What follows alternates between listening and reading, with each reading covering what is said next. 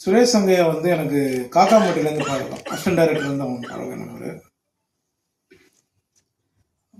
இப்போ சொன்ன மாதிரி கடாயன் கருணை படம் வந்து சுரேஷ் சங்கையா முதல்ல எழுத கதை சொன்னார் அந்த படத்தை. அப்போ நாம் கொஞ்சம் பயந்தோம், ஏன்னா சரி நம்ம காமெடியெலாம் போயிட்டுருக்கோம் அதில் அப்படின்னு. ஆனால் நல்ல கதை அப்படின்னு. அதில் ஒரு கேரக்டர் சொன்னாங்க, அதாவது பண்ணலாம். நான் அந்த டைமில் கூப்பிடும்போது என்னால் போக முடியாமல் போயிடுச்சு, சில இடங்கள் கமிட்மெண்ட்டில்.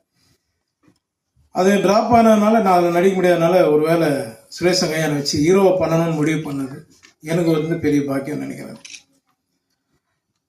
ரொம்ப லைவான டைரக்டர். நான் மணிகண்டன் சார் அப்பப்போ சொல்லுவார், காக்காமட்ட டைரக்டர் அப்பப்போ சொல்லுவார், அவன்கிட்ட நிறைய விஷயம் லைவாக நிறைய சொல்லுவான் பாபு அப்படின்னாப்புல. கடைசியாக நாங்கள் ஷூட்டிங் பண்ணிட்டு இருக்கும்போது ஒரு முறை எல்லாம் இந்த ஆர்டிஸ்ட்டுங்க, நிறைய ஆர்டிஸ்ட்டுங்க எல்லாரையும் வந்து உட்கார வச்சு டிராக்டர்லேருந்து தள்ளிட்டு இருக்கான். நான் சும்மா ஜென்ரலாக பேசிட்டுருவேன், என்னப்பா பண்ணிட்டு இருக்கான்னு பார்த்தா டிராக்டர்லேருந்து எல்லாம் கீழே வந்துட்டான். ஏய் என்னடா பண்ணிட்டு இருக்க, லைவாக இருந்தால் தான் நான் சூப்பராக இருக்கும் அப்படின்னா, அதுக்காக என்னடா எல்லோரும் கீழே மண்ணு கொட்டுற மாதிரி கொட்டிகிட்டு இருக்கேன் அப்படின்னு.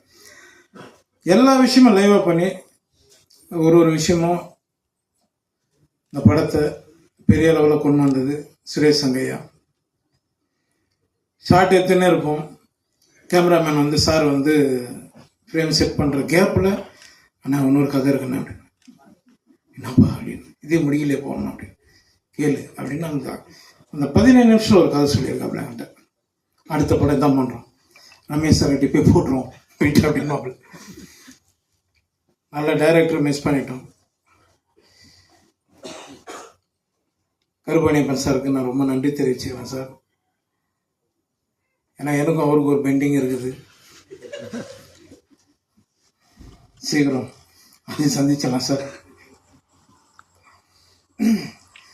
ஜெகன் சார், உங்களோட நான் என் ஆளோட சிறப்புக்கான படம் பண்ணேன். அன்றைக்கி அவர் சொன்னது உண்மைதான், ஆனால் அது